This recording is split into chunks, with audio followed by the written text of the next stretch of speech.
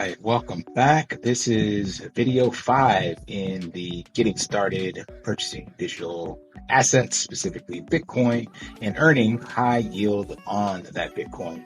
First video, we signed up with Binance. Second video, we walked through how to navigate the Binance app. Then we purchased USDT, the stablecoin on Binance, and swap that to Bitcoin. And then the fourth video, we registered here on the Digital Crypto Solutions site, which, as I mentioned before, is a franchise site that will redirect you to other white label owners of the platform. So now that we have our registration created, we're going to log in. Now, in case you don't remember your login, because it will be a wallet ID, you can use the forgot your login link and put your email in there that you register with, and it will send it to you. I do know what mine is, so I will log in, and it will be a unique wallet address. That address will come in handy when you want to send people Bitcoin on the network within the dashboard, which is only a $1 transaction and instantaneous. All right, so this is what your dashboard will look like. On this left-hand side, we have Bitcoin, so nothing's been sent yet. And in this video, we're not going to send anything. I just want to familiarize you with what you're going to see. So let's start at the top. In the hamburger menu, you have send Bitcoin, receive Bitcoin, refer a friend, marketplace, buy credits, sell credits, order credits, wager credits, settings, wallet, notification, 2FA, and log out. So we're going to start at the dashboard, just so you can see this screen. And then we'll just go to settings for this video. We won't go through anything else. So on this screen is where you would be able to deposit Bitcoin. And that's where you would click the receive Bitcoin icon there. And this will be your address. But we're not going to do that right now. We're just going to look at this dashboard. So on the right side, you have credits. This is where any Bitcoin that you purchased on the marketplace would show up as credits. Credits are a 1-to-1 ratio of Bitcoin. And we'll get into the marketplace in another video.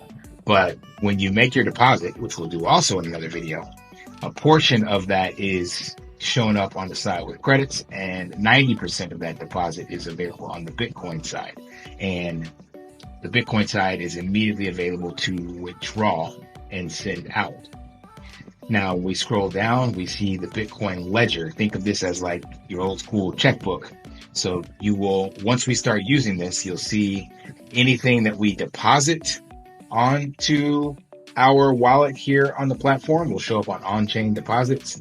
Off-chain deposits would be ones that are coming from other people within the platform.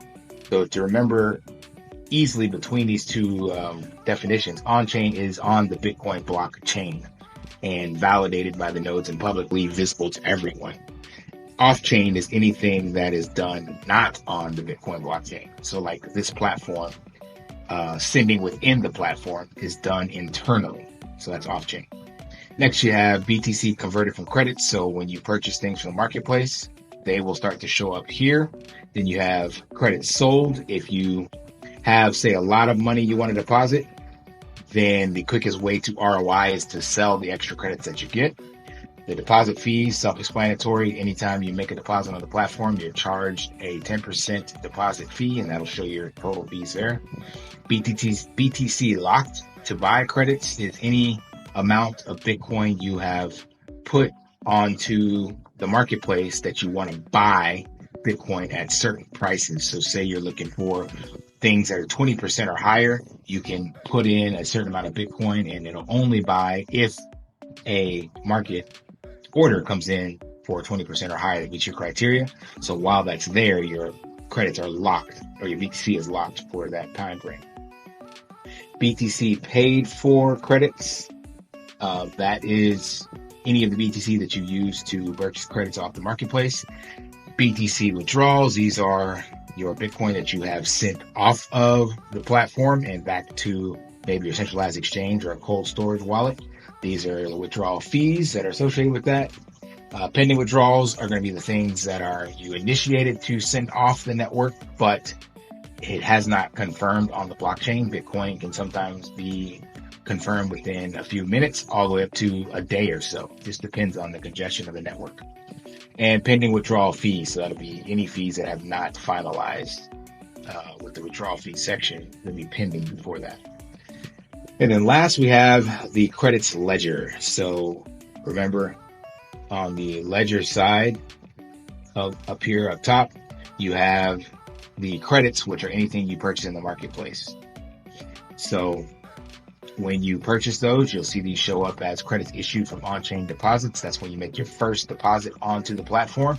You'll see the credits there. So remember, when you make a deposit, you get 13% in credits. 10% is a tax, and then 13% is a credit. So you're earning 3% initially, or 30% on your deposit fees.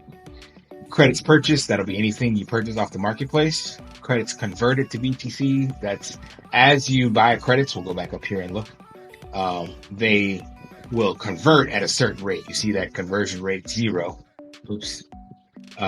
Depending on your behavior, how often you're purchasing credits, how often you're making deposits, how often you're selling credits, the also comparison between others on the platform, that your conversion rate will change dynamically on a minute to hourly basis. It's constantly updating.